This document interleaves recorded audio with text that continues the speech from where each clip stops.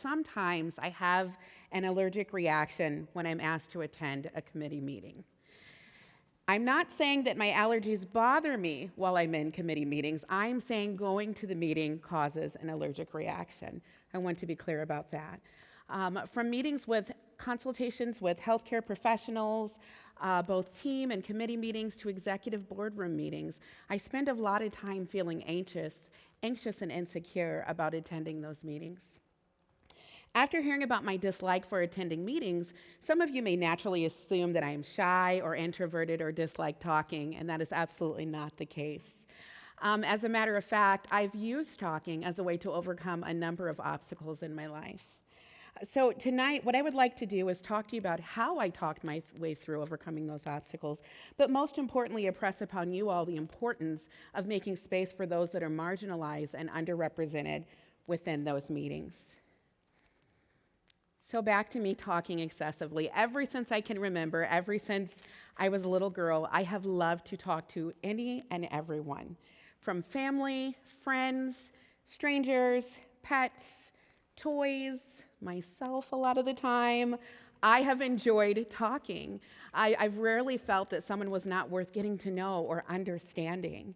And as a young girl, my grades and my report cards were always good and stellar, but all of my teachers said the same things about me. For instance, my 5th grade teacher, Mr. Horton, I can remember him telling my mother, "Colice is a hardworking student. She's bright, she's gifted, but she talks excessively. She talks to the students, she talks to me, she talks to everyone."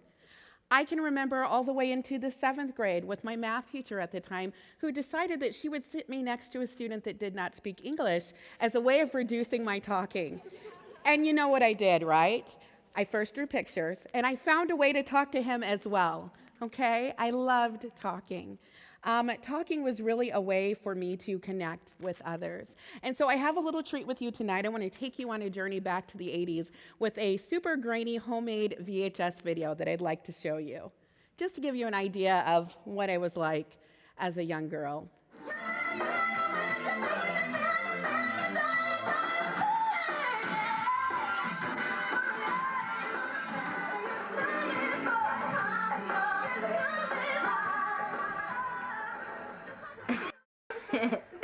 Close-up shot!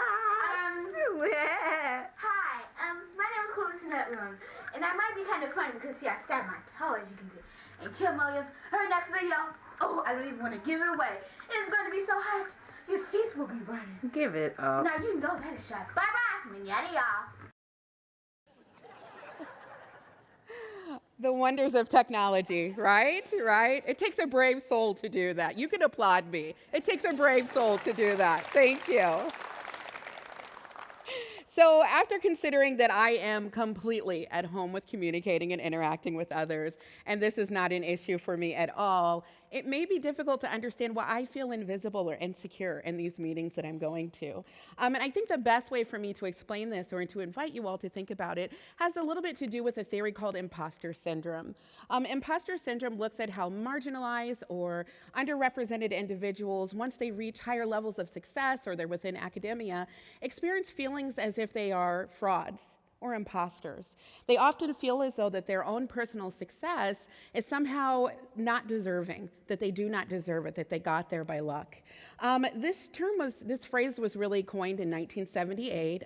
There was a study conducted by Suzanne Keynes, and what she was able to do in studying high-achieving women that worked in predominantly male career fields, she was able to observe that the women, time and time again, reported those same feelings of failure, those same feelings of feeling as though they may not be deserving of achieving the level of success that they have. And there have been several other research and studies that have been devoted to further understanding imposter syndrome within higher education and within the workplace as well. So understanding those obstacles that led me to where I am today and how I came to be here now, and some of the many things that I have been through, might also help you understand a little bit about why I feel that way in meetings. Most importantly, I am born and raised in Iowa, and I spent my first couple of years in the Iowa foster care system, at which time I was adopted into a home where I was emotionally and physically abused. I want you to now think back to that 9-year-old Colice that you've seen on the screen and think a little bit about her rambunctious, optimistic, fearless behavior and sort of what path she would take if within her home, within her community, and within society, she is told that she does not have value. Needless to say that by the time I turned 16 years old, I was starting to lose the battle with trying to psychologically convince myself that I had value and worth. And after one bad decision after another, I found myself becoming a teen parent at 16 years old. And that absolutely knocked the bottom out of my world, to say the very least. However, I was able to overcome that hurdle by talking excessively.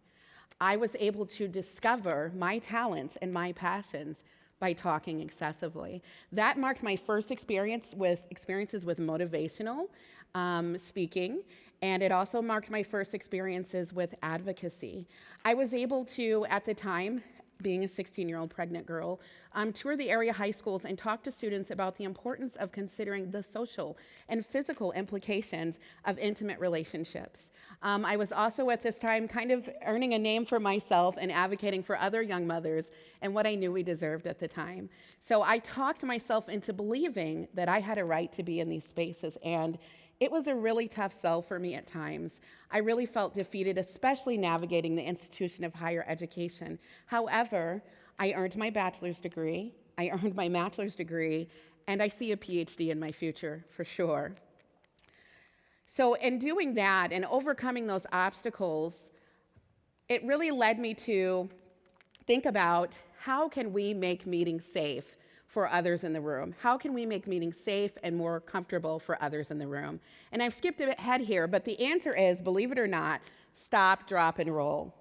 Before I get to how stop, drop, and roll are going to help us make meetings safe for others, I want to backtrack a little bit and talk to you about the experiences of having imposter syndrome while combined with having some of the obstacles that I have faced.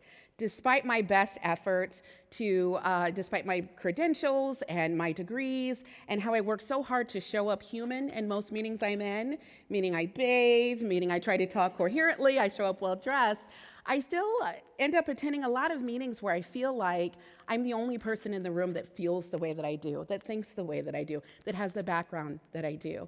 And psychologically, it's very difficult for me, and I imagine for others that have come to their positions or careers or education from different walks of life. And so what I'm recommending to you tonight is that we all need to stop, drop, and roll. What does that mean, right? There's a different connotation. My 7-year-old, when he was watching me practice this, goes, Mom, that's for fires, you know that, right? And I'm like, I get it, I know that, CJ. But in this context, I'm asking you to stop. What I'm asking you to stop is operating on autopilot. A lot of the times we're operating on autopilot.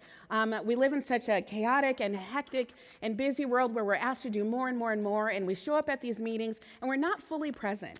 We're not fully being mindful of who's in the room and what the task is at hand. We just want to get it done and get out and get to the next thing.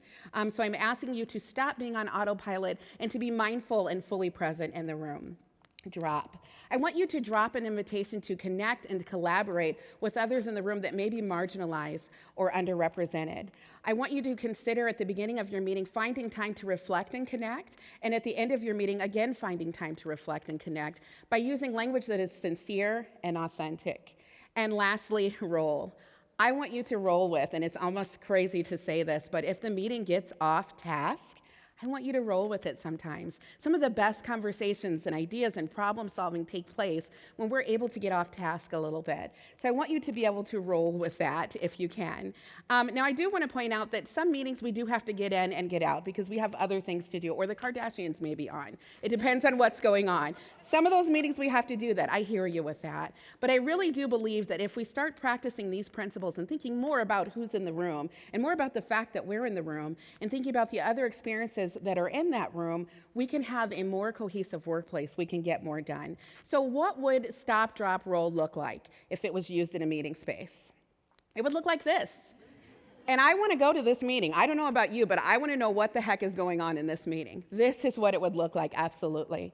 Before I leave you tonight, I want to just remind you that I'm not allergic to all meetings, actually. There is nothing like leaving a meeting where I have felt valued and that my strengths align with the way that we're going to go about achieving a task. That's actually energizing. I actually get energy from that, from connecting with others.